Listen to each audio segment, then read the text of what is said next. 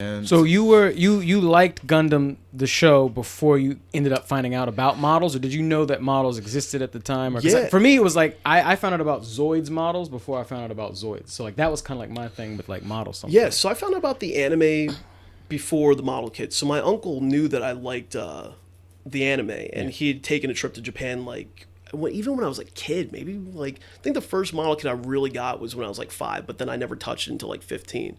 Damn. But yeah, because it was like the really shitty, because they weren't really made here. Like, so there were like spurts of me building, so that's a lie.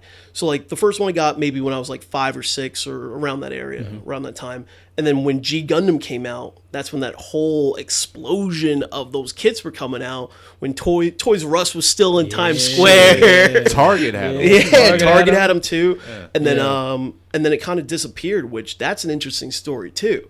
Is that Toys R Us actually fucked up Gundam in America because they were buying these kits in bulk, and Bandai wasn't making a return on them because they were selling them at less of a price afterwards, and they weren't buying as much because they weren't coming off the shelves.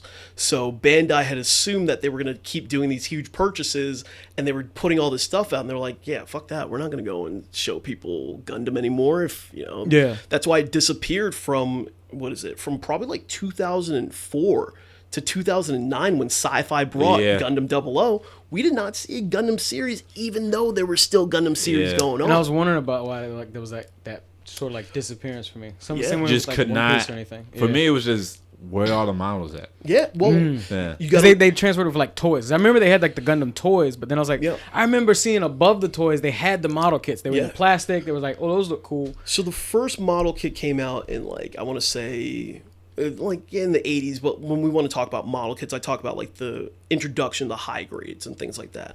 So the first high grade I think came out in like 1995 or 6. I'm probably gonna get fact checked on that, but came out in the early to late 90s or mid to late 90s. And then throughout all that, there were still model kits being built or made in that time for the Japanese audience, but we were just not seeing it. Because everybody they were doing other things. Tabletop was huge at the time, Dungeons and Dragons. So Bandai was just like, fuck it. We don't really need an American market. But now with the resurgence of just streaming sites, now we see there's literally a Gunpla shortage right now. Wow. Yeah. There's literally a Gunpla shortage. Mm-hmm. That there are now scalpers in the Gundam community, or just random people scalping shit. Me getting back into it last year, and like just looking up models. I'm like, oh, that looks cool. I wonder if like somebody might just have it on their site. It's like, nope, you gotta go to eBay, and it's like $150. Or pulling up to these like places we've gone, like we'll do these like just meetups where we'll hang and go like check out toy shops and like comic book stuff. A lot of these things are going like you see them on the shelf. It's like the lowest one is at least $50. Yeah. And I'm just like, damn. Yeah. They're super hard to find now, and that's exactly why I buy them as soon as they come out, because I'm just like, what's $100 right now for 4 of these kits when I know in 3 weeks it's gonna be $400 for probably one of them at this point. So I remember, especially once I found out they got the Kamen Rider kits. That's why I was like, this is dangerous. Kamen Rider kits are fun. They're fast builds too. Those are hard to find too now. I found a spot in Chinatown. I can give you found a spot in so we don't blow it up on the mic right now and people don't go and buy them out. But check Gundam Pros. So I really like to order from online stores.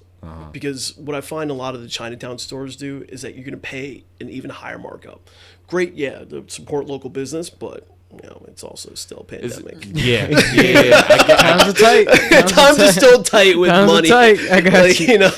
It's like me looking at his inventory was like, oh, you focus on like anime stuff. Yeah. So he goes this shop in Chinatown. Mm-hmm. So like I'm like, all right, you got a couple kits, but it's like you got a fucking Metal Garurumon, you got a War Greymon, you got some Godzilla stuff in there, some Ultraman.